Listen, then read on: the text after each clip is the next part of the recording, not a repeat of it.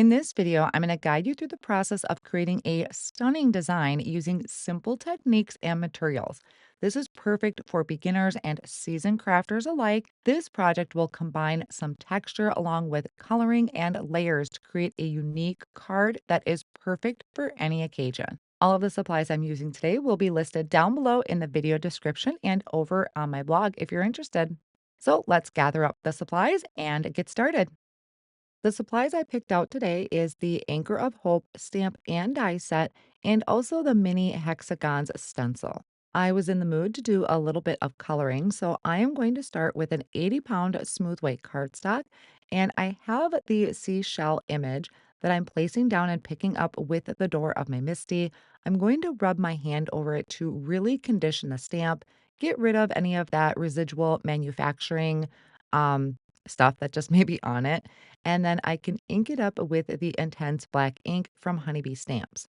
I'm going to stamp it twice, make sure I have really good coverage, but because I stamped it twice, I am going to dry it with my heat tool. Sometimes when we stamp it twice, our ink can stay wet a little longer, so I want to make sure that is nice and dry so that my markers don't smear.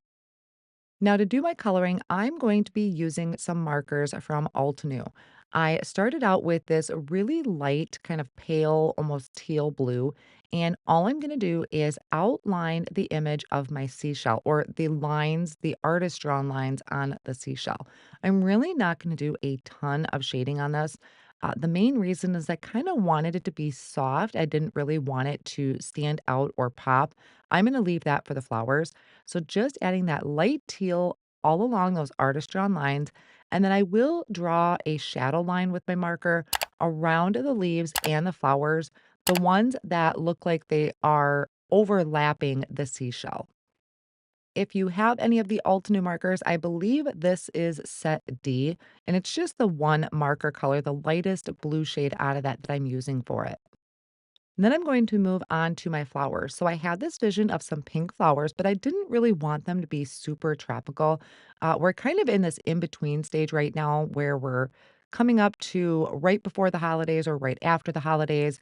And even though I just wasn't really in the mood to create a winter or Christmas card, I'm not ready to jump into summery cards, but I do want to have some thank you cards in my little stash of cards because I got some gifts and I want to send some thank you cards. So I have this really nice soft pink. I think this is from the Cherry Blossom set from Altenew.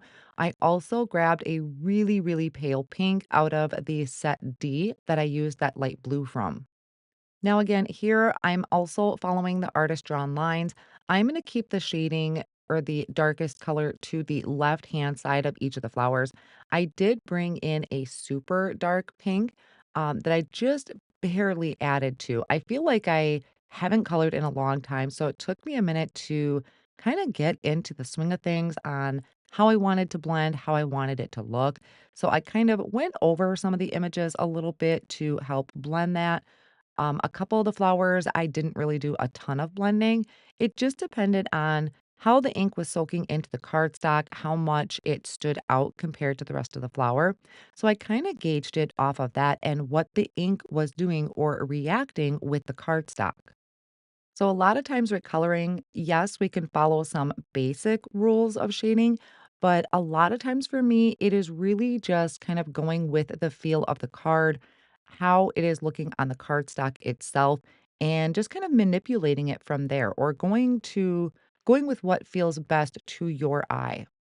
I'm finishing off this last part, which I think is all a part of the flower. I mainly considered it the flower because it didn't really look like the rest of the leaves. So I'm using the pinks to finish that off. And then I'm going to move on to the leaves. And for that set, I am using the Green Valley collection from Altenew. These are alcohol markers. So if you have Copics, you can use that. You can use your Olo markers if that's what you had. I'm trying to spread the love throughout all of my markers. I do have a lot of markers because I like to experiment. So I'm kind of sharing the love between the markers. And I am really enjoying coloring with the artist markers. They are really geared to florals, in my opinion. So that's kind of what drew me to them right now, especially for this particular card. Now, with the leaves, I am not good at coloring leaves. So I took my darkest marker and I outlined the artist drawn lines and then blended them out with two other colors. I did the rest of the leaves off screen and I'm placing my cardstock back in my Misty tool. I had left my stamp there and I'm going to stamp back over it with that intense black ink just to really make those dark outlines really pop after all the coloring I did. And since I knew I'd be die cutting this out, I'm tucking the sentiment up in the top corner, again, conditioning that with my hand and then inking that up with the intense black ink. I'll line up the coordinating dies and hold that all down with my Post-it tape and run that through my die cut machine. And when I do my sentiments, I kind of use the scraps that's left over on the cardstock and die cut out multiples from just plain white cardstock. And then I can layer it together to help build up dimension behind the sentiment using my tweezers and my liquid glue. For the background, I have a piece of sea glass cardstock that I think is cut to 3 1/4 by 4 1/2, and I have the mini hexagon stencil here. I started out by spraying it with the iridescent shimmer spray from Hero Arts. I sprayed it through the stencil and then I'm drying that with my heat tool, but it really isn't as noticeable as I was hoping. Here, I'm going to bring it up to the camera to show you. There, you can see it just barely. So I thought I would kind of help intensify that a little bit. I'm bringing out some opaque texture paste, scooping a little out and just smearing this in the corners or a couple of the corners of my stencil. And this is just going to add a little bit of texture to that background. Now, you can kind of consider this a mixed media because I already have a spray down on my cardstock, and now I'm adding that texture paste over the top. It is just slightly, and I think it just really helps draw your attention into the focal image and sentiment. Now, after that's dry, I am layering this on top of another piece of heavyweight cardstock that is the same size as my panel. And then I'm also going to layer it with foam tape, especially since I did kind of that mixed media on the background. I needed to add a little bit of stability behind my cardstock. And then I can go ahead, remove the backing of that foam tape, which is going to pop it up on my card base and leave a nice white margin. Then I'm going to add my image using foam squares that I layered behind it, placing that right in the center, and then adding my sentiment with some liquid glue. And I will place something heavy on this and let it sit for about a minute or so. So if you're looking at a mixed media cards, it doesn't always have to be crazy messy and a ton of colors.